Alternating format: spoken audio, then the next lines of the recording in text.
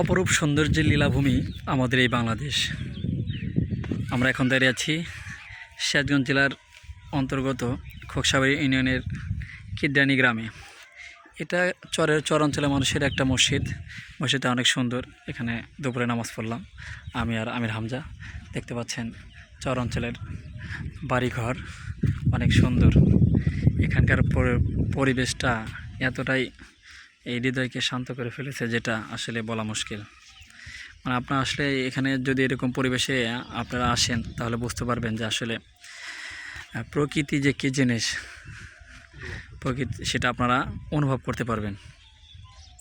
দেখতে পাচ্ছেন মাঠকে মাঠ, এগুলো আখ, আমাদের সিরাজগঞ্জের ভাষায় আমরা বলি কুশেল। আর ধান, পাট, গম, বাদাম সব কিছু এখানে আসলে উৎপাদন করা হয়। আসলে এক কথায় অপরূপ সৌন্দর্য এক জায়গা। এখানে আসলে যত মন খারাপই থাকুক না কেন, মনটা অনেক হালকা লাগবে এবং ভালো হয়ে যাবে। দেখতে পাচ্ছেন চর অঞ্চলে বাড়িঘর অনেক সুন্দর। এখানে আসলে বিদ্যুৎও এখনও চলে এসেছে, যেখানে আসলে মানে অভাবনীয় একটা জিনিস যে এত চর অঞ্চলের মধ্যেও এখানকার মানুষ বিদ্যুৎ পাচ্ছে। আমাদের বাংলাদেশ